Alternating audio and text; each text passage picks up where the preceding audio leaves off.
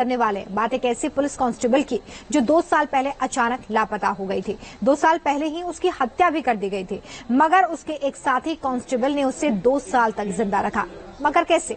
होश उड़ा देने वाली खबर में विश्लेषण इस सनसनीखेज स्टोरी के साथ।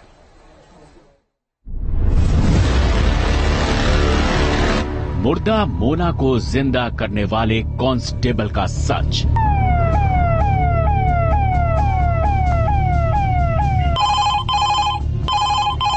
मोबाइल फोन बजता था तो घर वालों का कलेजा फटता था।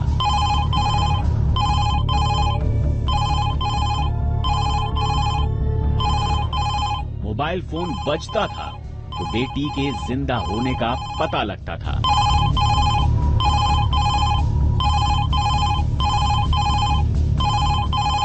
मोबाइल फोन बजता था तो जिगर के टुकड़े की खुशी का पता चलता था।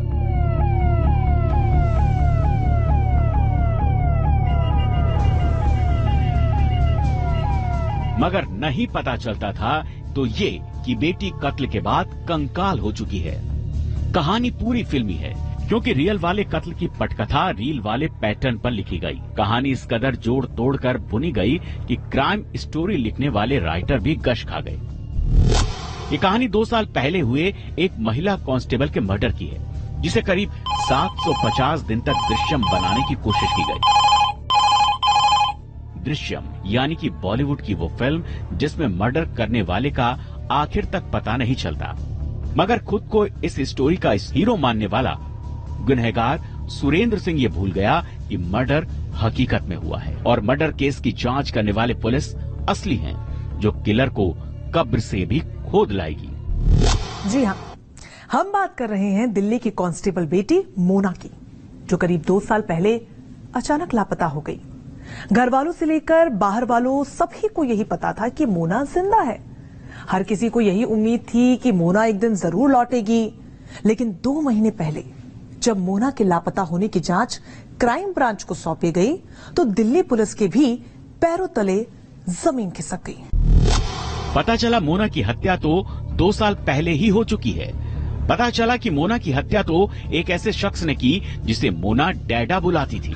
पता चला कि इसी डैडा ने मोना को मारने के बाद भी जिंदा बना रखा है। मगर कैसे? दिल्ली की इस दृश्यम वाली मर्डर मिस्ट्री को आपको सिलसिलेवार तरीके से समझना होगा, मगर पहले आपको मोना के बारे में पता होना चाहिए। दरअसल मोना एक मिडिल क्लास लड़की थी जिसने साल 2014 में बतौर कांस्टेबल दिल्ली पुलिस ज्वाइन की, जहां उसकी मुलाकात 2012 में दिल्ली पुलिस ज्वाइन करने वाले सुरेंद्र सिंह से हुई। सुरेंद्र उम्र में ज्यादा था तो मोना उसे डैडा कहती थी, डैडा यानी पिता। मगर मोना नहीं जानती थी कि जिसे वो डैडा कहती है वो सुरेंद्र सिंह उस पर बुरी नजर रखता है। चूंकि मोना पढ़ने लिखने में बहुत तेज थी और वो सिर्फ कांस्टेबल तक सीमित नहीं रहना चाहती थी, लिहाजा वो दिल्ली पुलिस की नौकरी छोड़कर मुखर्जी नगर यूपीएससी की तैयारी करने लगी। इस दौरान मोना पीजी में भी रही, लेकिन सुरेंद्र ने उसका पीछा यहां भी न छोड़ा। उसने मोना के सामने कई नाजायज मांगे रखी, लेकिन मोना ने मानने से इनकार कर दिया। 8 सितंबर 2021 यही वो मनहूस तारीख है जब मोना आखिरी बार जिंदा थी। इस दिन मोना और सुरेश के बीच तीखी बहस हुई। बताते हैं कि आरोपी सुरेंद्र सिंह मोना को बुराड़ी पुश्ता ले गया, जहां एक सुनसान जगह पर उसने मोना का गला घोंट दिया और बाद में उसे पास के नाले में डुबो दिया। चूंकि सुरेश पुलिस में था, लिहाजा वो क्राइम को छिपाने के तमाम दांव पेच जानता था। शव नाले में ऊपर न आए, इसके लिए उसने लाश के ऊपर पत्थर रख दिया। हेड कांस्टेबल सुरेंद्र राणा मोना से एक तरफा प्यार करता था, लेकिन मोना ने कभी सुरेंद्र राणा को इस नजर से नहीं देखा। उसको अपना भविष्य भी बनाना था। पहले से शादीशुदा सुरेंद्र राणा ने जब अपनी दिल की बात मोना से कही तो मोना ने इनकार कर दिया, जिसके बाद सुरेंद्र राणा को गुस्सा आ गया और मोना को अलीपुर ले जाकर गला दबाकर उसकी हत्या कर दी और उसकी लाश को पत्थर से बांधकर नाले में फेंक दिया। और इसी के बाद शुरू हुई एक वर्दी वाले के प्रोफेशनल किलर बनने की कहानी। अब सवाल ये कि सुरेंद्र सिंह ने मोना के मर्डर को 2 साल तक किस तरह छिपाए रखा। क्यों कहा जा रहा है कि मरने के बाद भी मोना को जिंदा रखा गया? और सवाल ये भी कि आखिर 2 साल बाद कैसे सुरेंद्र सिंह पुलिस की गिरफ्त में आया? तो इस मर्डर मिस्ट्री को परत दर परत सुलझाएं उससे पहले इसके किरदार के बारे में जान लीजिए, जिससे मर्डर के मोटिव से लेकर आरोपी तक का आसानी से पता चल सकेगा। पहला किरदार राजपाल, दूसरा किरदार रावण, तीसरा किरदार सुरेंद्र सिंह राणा और चौथा किरदार मोना। मोना को जिंदा साबित करने के लिए सुरेंद्र राणा ने जो सबसे बड़ी चाल चली, उसे सुनकर पुलिस के होश उड़ गए। दरअसल पुलिस ने मोना के घर वालों को बरगलाने के लिए सुरेंद्र राणा ने अपने साले रॉबिन का इस्तेमाल किया। सुरेंद्र राणा का साला रॉबिन मोना का पति बनकर मोना के घर वालों को फोन किया करता था। रॉबिन खुद को मोना का पति अरविंद बताता। उसने अरविंद बनकर मोना के घर वालों को 5 बार फोन किया। इस दौरान अरविंद बने रॉबिन ने बताया कि उसने मोना के साथ शादी कर ली है और वो दोनों काफी खुश हैं। मोना के परिजनों और पुलिस को धोखा देने के लिए सुरेंद्र राणा लगातार हरियाणा, देहरादून, ऋषिकेश और मसूरी के होटलों में कॉल गर्ल्स के साथ जाता था। वहां पर ठहरने के दौरान वो मोना के परिजनों को कॉल भी करता था। पुलिस जब नंबर को ट्रैक करके उस होटल में पहुंचती थी, तब स्टाफ बताता था कि हाँ, एक महिला इस कमरे में ठहरी थी और जानबूझ के उस कमरे के अंदर मोना से जुड़े हुए कुछ डॉक्यूमेंट वो छोड़ देता था, जिससे पुलिस को इस बात का भरोसा हो जाता था कि मोना जिंदा है और वो वाकई में अपने घर वापस नहीं जाना चाहती। इधर मर्डर का मुख्य आरोपी मोना के घर अक्सर आया जाया करता था ताकि घर वालों को उस पर जरा भी शक न हो। कई बार तो वो खुद मोना के परिवार को लेकर पुलिस थाने पहुंचा। जब वो पुलिस या इसके घर वाले पूछ के जाते कहाँ से कॉल आई, कहाँ पे था, तो बोला जी एक लड़की आई थी और एक आदमी था और उनके कागज ये छूटे थे, तो देखते तो ये तो उसी के कागज है।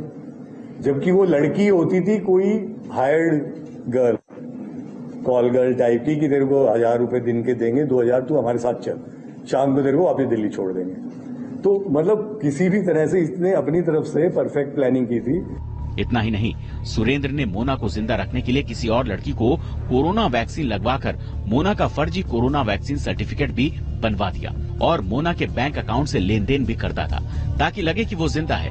सुरेंद्र सिंह मोना के सिम कार्ड का भी इस्तेमाल करता था। पुलिस के मुताबिक आरोपी सुरेश के पास मोना के कई ऑडियो थे, जिसे एडिट करके वो मोना के साथ अपनी बातचीत परिवार को भेज देता, जिससे मोना के घर वालों को लगे कि मोना जानबूझकर नहीं आ रही है।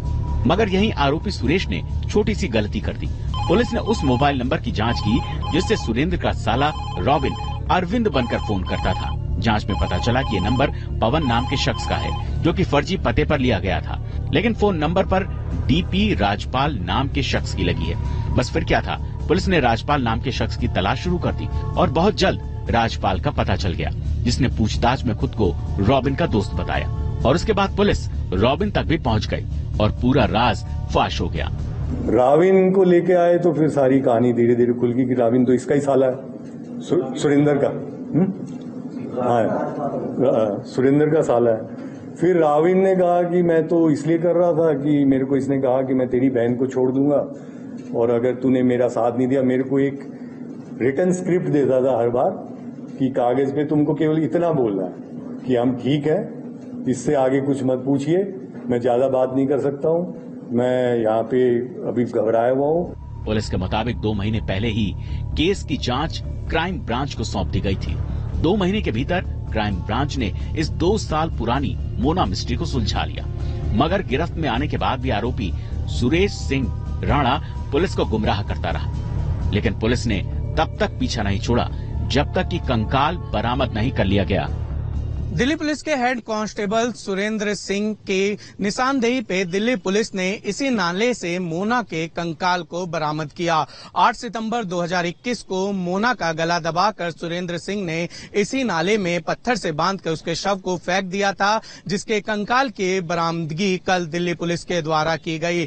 मोना के परिजन लगातार मोना को ढूंढने का प्रयास कर रहे थे और सुरेंद्र सिंह नाटकीय तरीके से उनके परिजनों के साथ मिलकर उनको ढूंढने की तमाम कोशिशें करता हुआ नजर आ रहा था। यहाँ तक कि दिल्ली पुलिस के तमाम कर्मचारियों को उसने फटकार भी लगाई थी। लेकिन जिस तरीके से दिल्ली पुलिस के क्राइम ब्रांच के पास ये जांच गई, क्योंकि परिजनों ने कमिश्नर से गुहार लगाई और क्राइम ब्रांच ने इस पूरे मामले की परत दर परत को खोला और उसके बाद वास्तव में ये पता चला कि सुरेंद्र सिंह इन सब के पीछे सातिराना ढंग से अपने आप को छुपाया हुआ है। और अब दिल्ली पुलिस इस पूरे मामले पर कार्रवाई करते हुए नजर आ रही है। मोना के कंकाल को डीएनए जांच के लिए भेज दिया गया है और पुलिस ने आगे की भी जांच शुरू कर दी है। कई दिन तक बोलता रहा यमुना में बहा दिया उसको।